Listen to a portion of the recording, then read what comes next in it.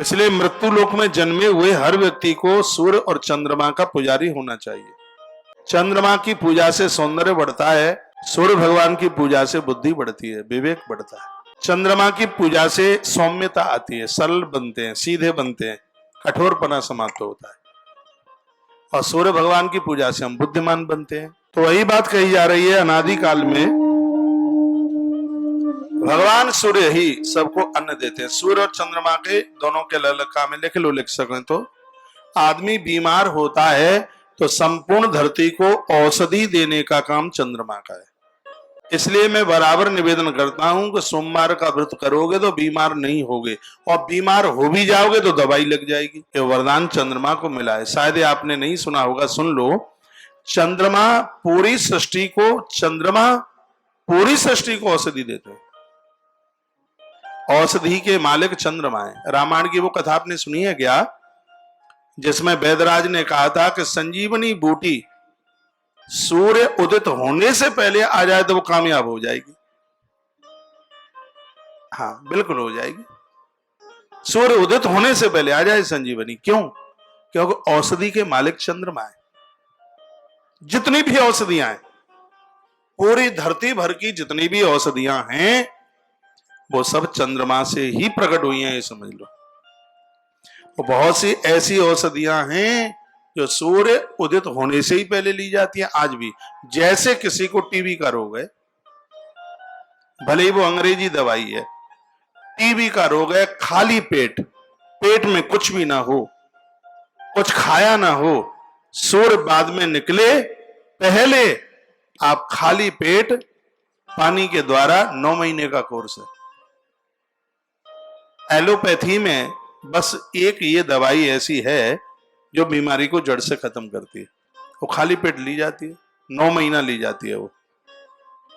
और यदि उसको सूर्य उदित होने से पहले लिया जाता है वो प्रभावी। ऐसे आयुर्वेद में भी बहुत दवाइयां हैं। शंख पुष्पी है, बहुत अद्भुत है।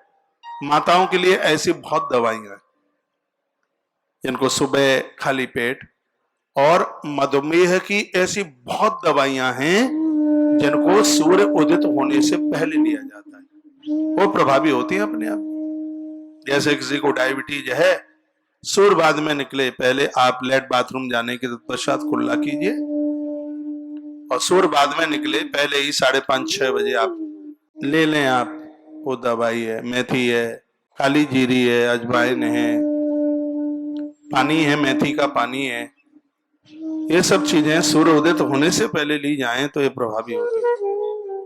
क्योंकि रात्रि का मालिक चंद्रमा को का है और दिन का मालिक सूर्य को का है। एक बात और लिख लें, जो सूर्य उदित होने पर और सूर्य अस्त से पहले जो भोजन करता है, जिंदगी में उसके पेट में कभी गैस नहीं बन सकती, उसका पेट खराब नहीं हो सकता, क्योंकि अन्न के मालिक भगवान भास्कर है। सूर्य की साक्षी में भोजन किया जावे। इसलिए कहा जाता है कि भोजन कौन सी दिशा में करें। कहा जाता है जिधर सूर्य हो उधर मुंह करके भोजन कीजिए, उधर मुंह करके। सुबह भोजन कर रहे हैं, पूर्व दिशा में है सूर्य नारायण, तो पूर्व में मुंह करके भोजन कीजिए, पचेगा। दोपहर में भोजन कर रहे हैं, उत्तर में सूर्य है, उत्तर की तरफ मुंह करके कीजिए भोजन। अपराह्न में आप भोजन कर रहे हैं तो पश्चिम में है भगवान सूर्य, पश्चिम में मुंह करके भोजन कीजिए। साधु महात्मा लोग रात को भोजन ही नहीं करते थे। क्यों नहीं करते? क्योंकि रात को सूर्य नारायण नहीं दिखते थे। और अन्न के मालिक भगवान सूर्यदेव हैं, और सूर्य की साक्षी में जो जीमा जाता है वो पचता है। औषधि के मालिक कौन है? चंद्रमा। इसलिए मैं फिर निवेदन करूंगा, रात्रि को सोते समय दवाई लेने पर जितना फायदा होता है, दिन में दवाई लेने पर उतना फायदा कभी भी नहीं हो सकता।